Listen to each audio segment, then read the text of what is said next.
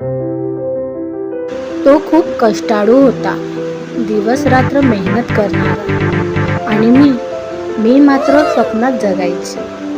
माझी सगळी स्वप्न, सगळे विचार फक्त त्याच्याभोवती फिरायचे. त्याचं स्वप्न होतं पैसा कमवायचं, पण माझं खरं स्वप्न मात्र त्याच्यावरचं प्रेम होतं. जेव्हा आमची पहिली भेट झाली, जणू रात्रीच्या नभात चांदण्याने सजलेली ती रात्र होती. आणि त्या भेटीनंतर आम्ही दिवसेंदिवस बोलायला लागलो. हळूहळू त्या गप्पांचं रूपांतर प्रेमात झालं. तो दिवसभर कामात व्यस्त असायचा आणि मी कॉलेजच्या दुनियात रमलेली असायची. तरी देखील आमच्या बोलण्याची ओढ मात्र कायमची होती. मला त्याच्याशी लग्न करायचं होतं. मनापासून त्याची साथ हवी होती, पण माझ्या घरच्यांची भीती मला सतवायची. माझी इच्छा फक्त त्याला मिळवण्याची होती. त्याचं मात्र स्वप्न आधी स्वतःला स्थिरवण्याचं आणि मग माझ्याबरोबर सुंदर आयुष्य जगण्याचं होतं. पण दोघांनाही ठाऊक होतं की माझ्या घरचे लग्न होऊ देणार नाही. एका दिवशी मीने त्याला सांगितलं, आपण दोघं एकांतात लग्न करूया. माझा निर्णय पक्का आहे. मला पूर्णपणे तुझं व्हायचं आहे. तो माझा या बोलण्यावर क्षणाचाही विचार न करता तयार झाला, कारण माझं प्रेम त्याच्यासाठी वेड्यासारखं झालेलं होतं.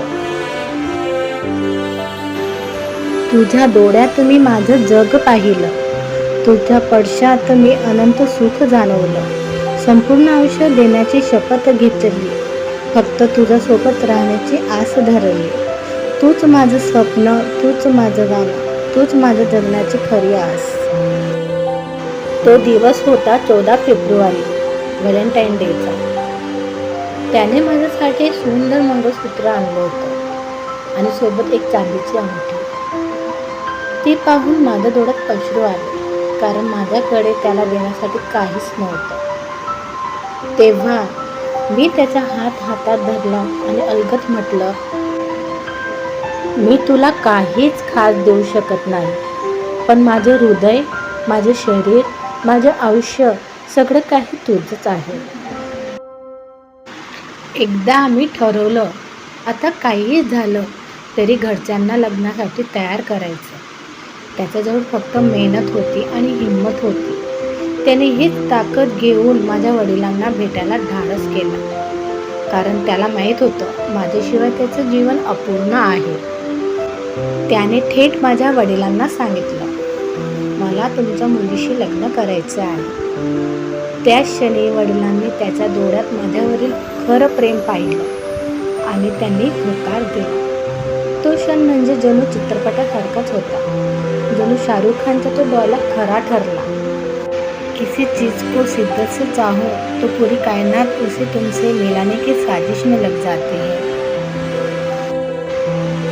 माझ्यासाठी तो क्षण म्हणजे संपूर्ण आयुष्याचं स्वप्न पूर्ण झाल्यासारखं होतं, कारण मी त्याच्या प्रेमात वेडी झाली होते.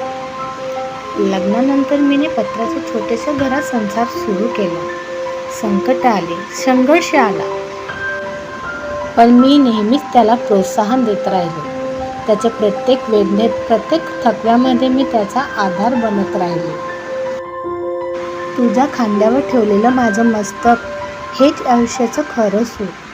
तुझ्यासोबत असलं की कसली भीती. तुझं प्रेमच झालं आता माझी श्रीमंती. संसार छोटा पण हृदय मोठं. तुझं प्रेमाशिवाय नको काही मोठं. थोड्या दिवसांनी आमच्या आयुष्यात छोटंसं बाळ आलं. त्या छोट्या जीवाच्या आगमनाने आमचं जग उजळून निघालं, कारण आमचं प्रेम आता खऱ्या अर्थाने सफल झालं होतं. प्रथम प्रेम, त्याग आणि संघर्षाने आम्हाला हे सुख दिलं होतं. तरी देखील आमचं एक स्वप्न अजून अपूर्ण होतं. एक छोटंसं स्वप्नाचं घर मांडायचं. आणि म्हणूनच शहर सोडून गावात साधं आयुष्य जगायचं ठरवलं. मग पत्र्याच्या घरात राहताना पाणी भरून आणणं असो की तेच पाणी उचलून फेकणं असो, ते सगळं दोघं मिळून आनंदाने करत राहिलो. तो कामाला जायचा आणि मी मात्र पत्र्याच्या घराला स्वच्छ ठेवायचे. घर कितीही छोटं असलं तरी मला ते नेहमी मंदिरासारखं वाटायचं. त्याला जे हवं असेल ते मी निसंकोच करायचे आणि मला जे हवं असेल ते तो मनापासून पूर्ण करायचा. आमच्यात नात्यात फक्त प्रेम नव्हतं, तर परस्परांबद्दलची आदरही होता आणि म्हणूनच आमच्या प्रेमाला कोणीही तोडू शकत नव्हतं. त्याच्या ह्या जिद्दी स्वभावामुळे अखेर त्याने सुंदर घराचं स्वप्न पूर्ण केलं. आजही आम्ही दोघं आमच्या त्या संघर्ष आणि त्यागाच्या दिवसांना विसरलेले नाहीत, कारण त्याच आठवणी आमच्या प्रेमाला अजून घट्ट बांधून ठेवतात. मला माहीत आहे तो अजूनही माझ्यासाठी काहीही करू शकतो आणि त्यालाही माहीत आहे की मी त्याच्यासाठीही काही करू शकते. तुझ्या हातात माझा हात हीच माझ्या आयुष्याची खरी ओळख. तुझं स्वप्न झालं माझा ध्येय, तुझ्या श्वासातच माझे हृदय जपलं. संसार हा सोन्याचा नसेल, पण तुझ्यासोबत तोही स्वर्ग भासेल. प्रेम आमचं आहे निरंतर, त्याला कधीच नाही शेवट, नाही बंधन.